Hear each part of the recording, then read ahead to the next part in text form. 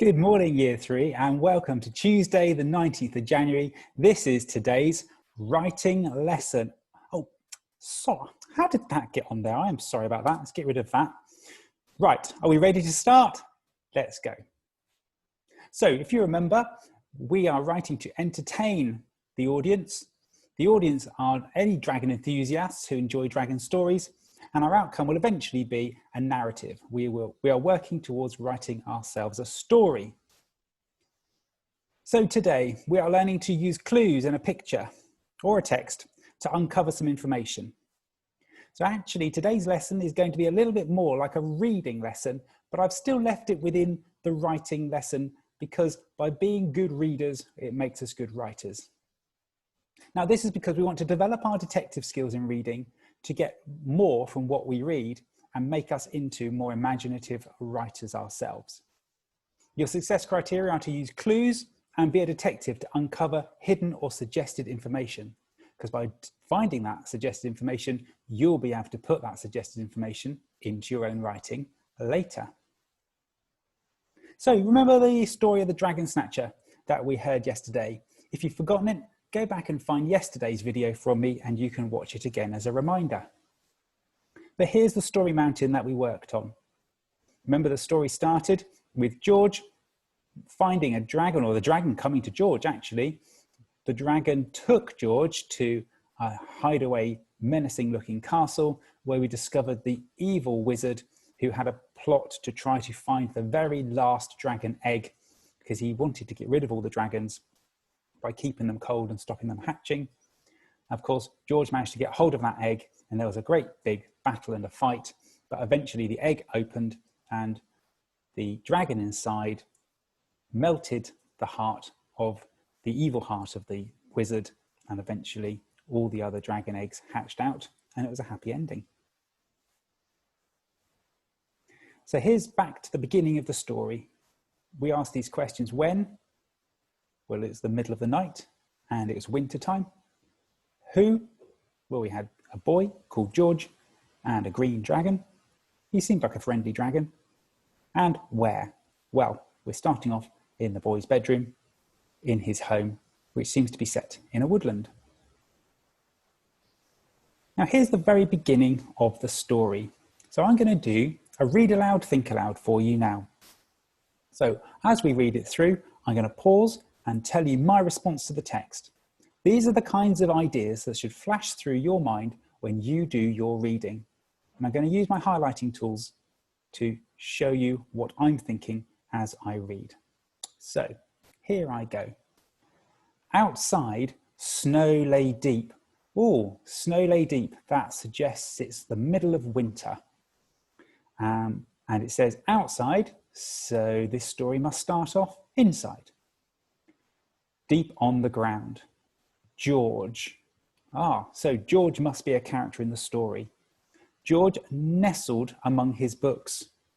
Nestled, well, that's from the word nest. So nestled is a bit like snuggled. Okay, so he's surrounded by a nest of books.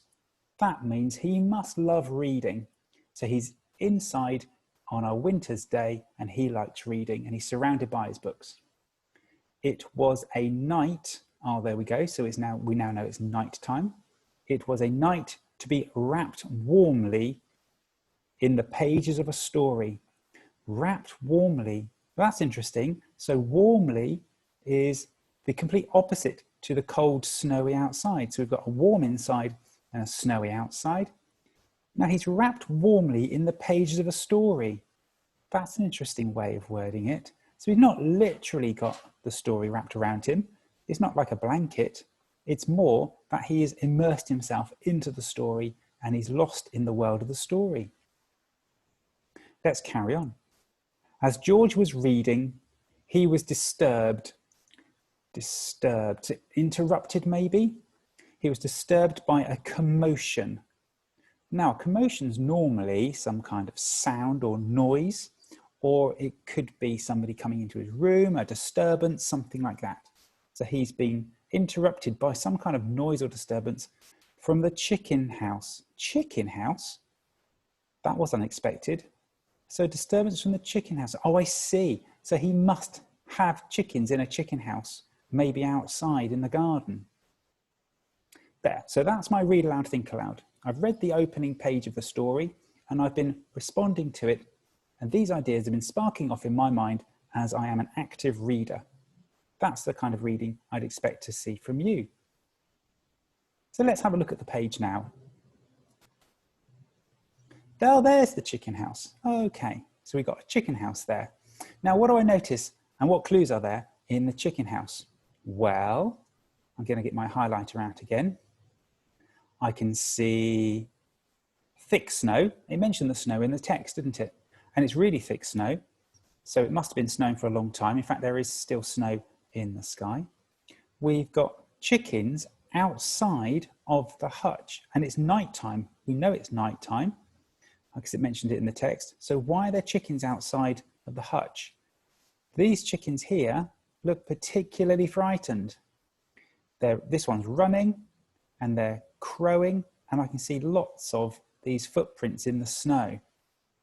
So something has definitely gone wrong to have chickens outside. I've explained those points a little bit more thoroughly here.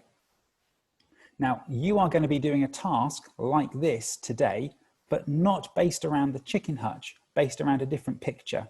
So look carefully at my example here, because I want you to do something similar today. So I noticed the snow. So here's my comment. I think the snow has been falling for a long time. I think this because the snow looks thick in the picture. Here's my next comment. I mentioned something about this chicken here. And I have said, I think the chickens have been upset by something. I think this because the picture shows the chicken calling, which they do when they're worried by something. Down here, I think the chicken are scared of something. I think this because the footprints and the picture shows the chicken running. And my final comment here, I think something has gone wrong. I think this because it is strange for a chicken to be up at night. So can you see that I've found clues in the picture that I have annotated around it? And here's what the page looks like in the book. Here's the text I read with my read aloud, think aloud. Here's the picture I have just responded to. And here's George in his bed, surrounded by his books. And this is your challenge today. I'd like you to respond to this picture in the same way that I just responded to the chicken house picture. So on your sheet, you'll find a picture of George surrounded by his books. And I would like to see these spaces next to the picture filled up with your ideas of what you can see in the picture and what it tells you about George or any other clues you can find. I do have some prompts here to help you. What is George interested in? What clues suggest the time of day it might be? Why is there a sand timer? When you've completed that, you have an optional extension. What clue would you add into the picture, and what might it tell you about George and the setting? Now, you know the whole story. You know how the story plays out. You know what George is like. You know that he's brave and fearless. You know that he's happy to take on a challenge. You know that he's a friendly sort of person that wants to be helpful and help the dragon on with his problem. So could you think of a way that the artist could have embedded some other clues within that picture that give a hint as to how the story might unfold over the next few pages? If you would like that task simplified and you'd like a little bit more support, some of you might choose to use this version, which at the bottom has these vocabulary words: glasses, shelves, clock, books, lamp, pajamas, duvet cover, sand timer, bed. You don't have to use all of those labels. Now you can either copy the words or you can cut them out and glue them around the picture. But for each one, I'd like you please to add a little sentence or idea that explains something about it.